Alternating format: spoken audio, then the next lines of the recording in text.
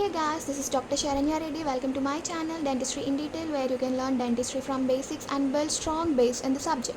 Now I'm going to start with human anatomy of head and neck, and our first topic is skull. Before going into the topic, make sure that you subscribe my channel so that you won't miss any of my videos. What is skull? It is the skeleton of the head. It can be divided into two main parts: calvaria, or the brain box that encloses the brain, and facial skeleton that constitutes the rest of the skull and also includes mandible. The whole skull can be studied externally and internally. Externally, it is studied in 5 different views. First one is the superior view. We are going to study the skull from superior view, which is also known as Norma verticalis, and the structures present posteriorly in the posterior view, also known as Norma occipitalis, and the structures present anteriorly in the anterior view, also known as Norma frontalis, and the structures present laterally in the lateral view, also known as Norma lateralis, and inferior view, also known as Norma basalis. And internally, we are going to study the internal surface of the cranial vault and the internal surface of cranial base. Now let's get started with superior view, also known as Norma verticalis. In Norma verticalis, we are going to study the superior view of the skull. I think you all are familiar with the word superior. It is the top or the upper view of the skull. We are going to study the bones present superiorly, or the other structures or the features present superiorly, and the shape of the skull when we view the skull from the top view. So this is how the skull going to look from the top view. This is the frontal bone, and you can find a pair of bones. These are the parietal bones, and this is the occipital bone. Coming to the shape. Shape of the skull from the superior view is usually oval, and this is the anterior part and this is the posterior part. So if you view the skull superiorly, you can find that posteriorly it is some wider than the anterior part.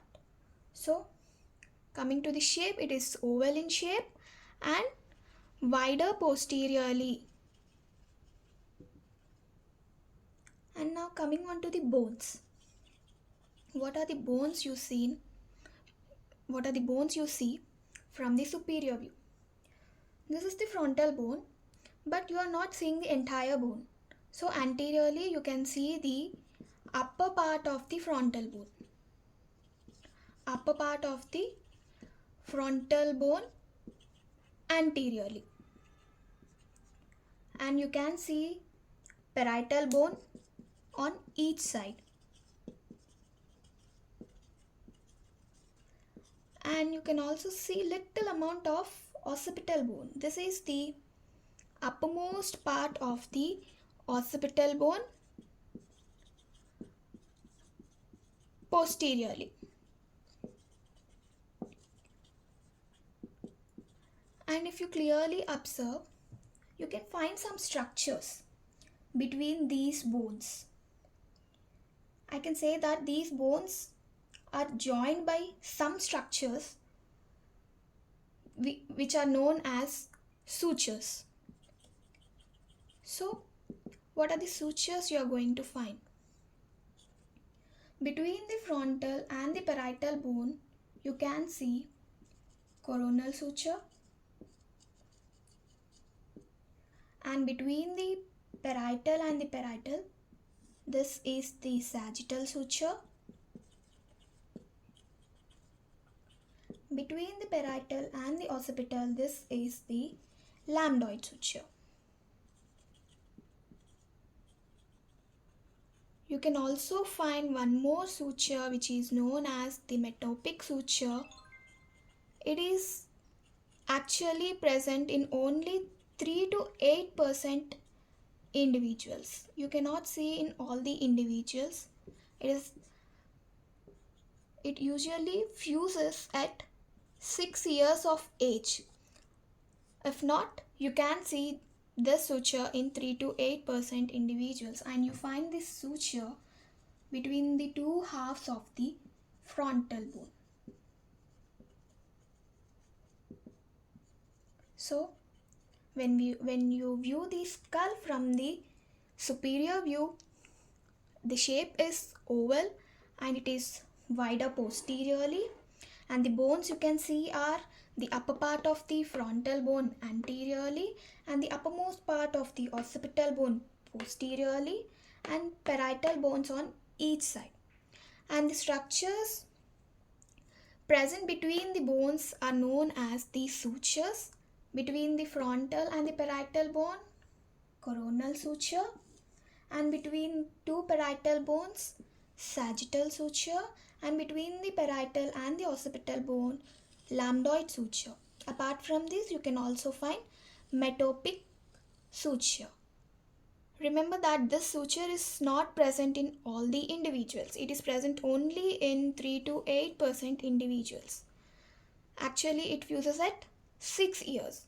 If not, you can find in these individuals between the two halves of the frontal bone. Now let's move on to the other features that are present superiorly on the skull. If we look at the sutures that are present superiorly, that is, the coronal suture and the sagittal suture is meeting at this point, and this point is known as bregma. It is also known as anterior fontanelle in the fetal skull. Similarly, sagittal and the lambdoid suture are meeting at this point, and this point is known as lambda. It is also known as posterior fontanelle in fetal skull. If we look at the fetal skull laterally, this is the frontal bone, and here it is the parietal bone, here it is the occipital bone. So between the frontal bone and the parietal bone, you find a membranous gap, and this membranous gap is the site of anterior fontanelle.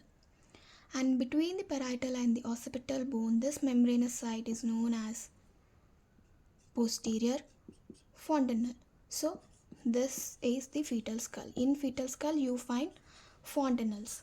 Anterior fontanelle between frontal bone and the parietal, and posterior fontanelle between the parietal and the occipital. Anterior fontanelle usually fuses at 18 to 24 months of the age, and posterior fontanelle fuses at 2 to 3 months of the age. What is the clinical importance of these fontanelles? Actually, these fontanelles are the sites of growth of the skull. They permit the growth of the brain. Actually, the anterior fontanelle fuses at 18 to 24 months and the posterior fontanelle at 2 to 3 months of age. But if they fuse early, then the brain growth is stunted and the child shows low IQ. And all the bones over the fontanelles override so that it decreases the size of the head during the vaginal delivery. So these are the clinical importance of the fontanelles. These are the sites of the growth of the skull. They allow the growth of the brain, and if they fuse early, brain is stunted and the child shows low IQ. And during the vaginal delivery, they decrease the size of the head by overriding of the bones over the fontanelle. Now let's move on to the other structures that are present in front of the lambda. So this is the lambda, that is the meeting point of the sagittal suture and the lambdoid suture. In front of the lambda, that is from 2.5 to 4 centimeters in front of the lambda, you find two openings, and these two openings are known as parietal foramen. And the point on the sagittal suture between these two foramen is known as obelion. And apart from these, you find two more structures, that is, you can clearly appreciate them in the lateral view of the skull. So this is the frontal bone, this is the parietal bone, and this is the occipital bone. So this becomes the sagittal suture, and this is the coronal suture. Now the highest point on the sagittal suture, that is this point. So if you see, this is the highest point. This is vertex. This becomes the vertex of the skull. It is the highest point on the sagittal suture. And on the parietal bone, you can see maximum convexity on either side of the parietal bone, and that is known as parietal tuber or parietal eminence. It is actually the common site for the fracture of the skull. Common site for the fracture of the skull. So guys, this completes Norma verticalis. I hope you understood the topic clearly. I'll be discussing the further topics in the coming videos. So thanks for watching my video. Have a nice day.